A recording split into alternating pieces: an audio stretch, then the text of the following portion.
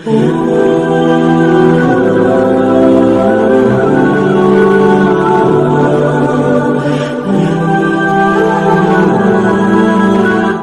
آپ کو ایمان اور یقین حاصل ہو تو پھر دعا کریں اللہ اس پر استقامت عطا فرمائے، پھر اس پہ ڈٹ جائے۔ نبی پاک صلی اللہ علیہ وسلم نے فرمایا میں اس بات کا خوف نہیں کرتا کہ میری امت کمزور ہو جائے گی، اس بات کا ڈر نہیں کہ پیسے ختم ہو جائیں گے، نہ یہ خوف ہے کہ بھوکی مرے گی۔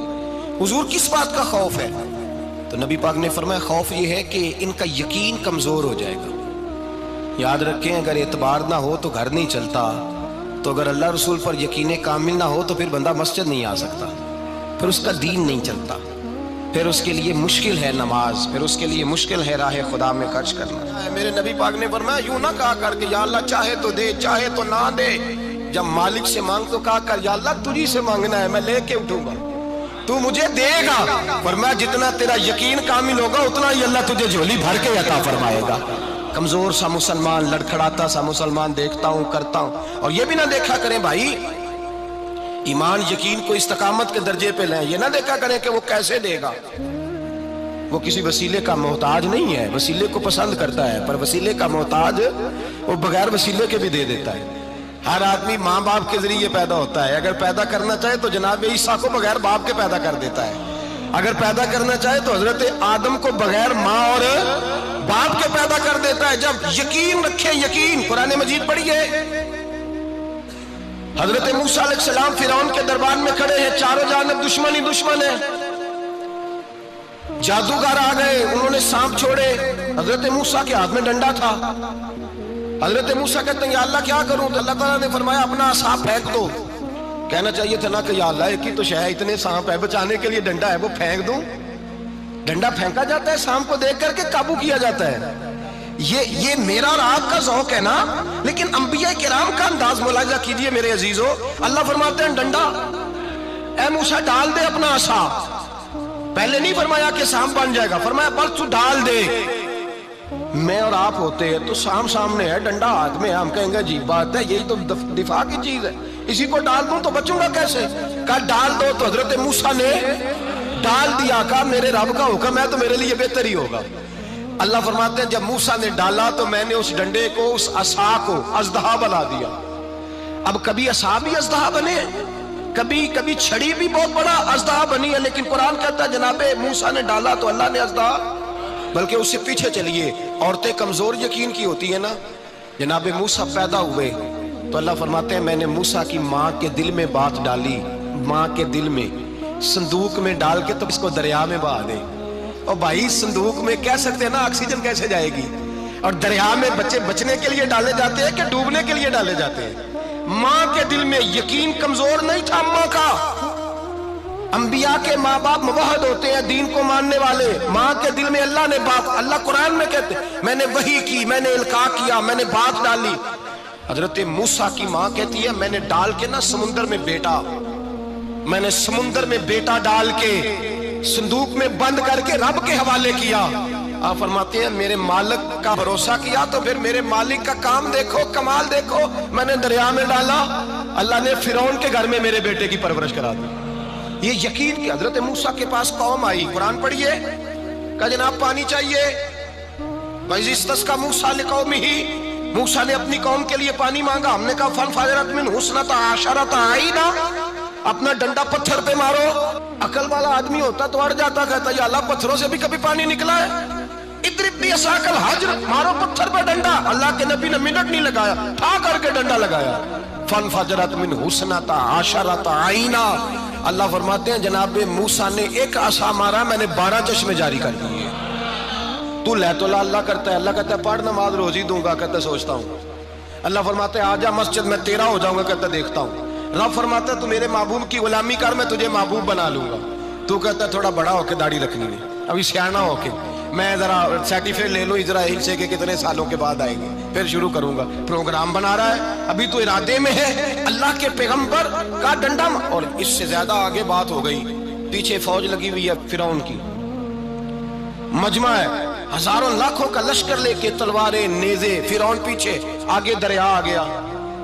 حضرت موسیٰ علیہ السلام کھڑے ہیں، اب کدھر جائیں؟ اللہ پاک نے فرمایا مارو ڈنڈا۔ کہاں؟ पानी पे डंडा मारो।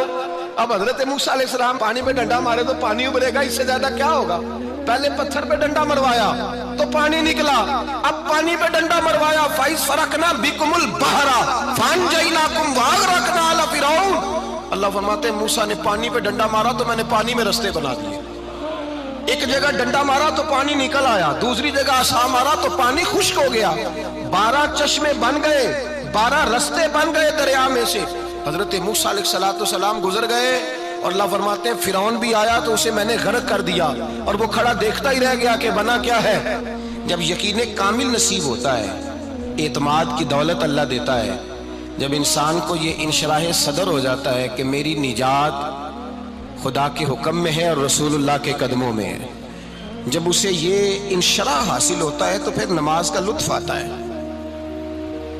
गौर कीजिए क्या जुमला कह दिया मैंने। फिर उसे नमाज का फिर उसे नमाज बोझ नहीं बल्कि नमाज ना पढ़े तो उस पर बोझ होता है। फिर कुरान मजीद उसकी रूह का साथी हो जाता है। फिर इबादत, तकवा, परहेजगारी, फिर वो एक सुन्नत के छूटने पर परेशान रहता है। जब यकीन की दौलत नसीब होती है, कुरान मजीद फुरकान हमीद ने कहा ईमान लाओ तो फिर ईमान पे डट जाओ, मुसलमान बनो तो फिर इस्लाम पर।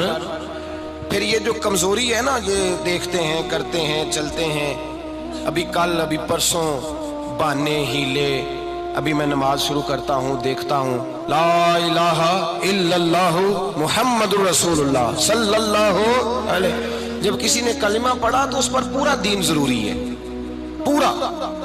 अब वो ये नहीं कह सकता कि थोड़ा थोड़ा करके आऊंगा। यकीन की दौलत नेमत है। अल्लाह पाक कुरान मजीद में फरमाते हैं इन्नल्लज़ीना क़ालू रब्बुनल्लाहु सुम्मा इस्तक़ामू, जिन्होंने कहा कि अल्लाह हमारा रब है और फिर वो इस पर डट गए, फिर इस पर वो कहा तो डट गए, खड़े हो गए, नहीं अल्लाह ही रब है, अल्लाह ही देने वाला, अल्लाह ही मालिक, अल्लाह ही हमारा राज़िक है, रब ही हमारा सब कुछ।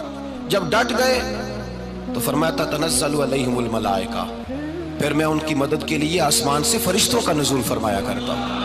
फरिश्ते क्या कहते हैं? अल्लाह तखाफू वला तहज़नू, गम न करना, खौफ न खाना, वबशिरू बिल जन्नतिल्लती कुंतुम तुअदून, हम तो तुम्हें अल्लाह तबारक व तआला की उस जन्नत की खुशखबरी देने आए हैं जिसका रब ने तुम्हारे साथ वादा किया हुआ है।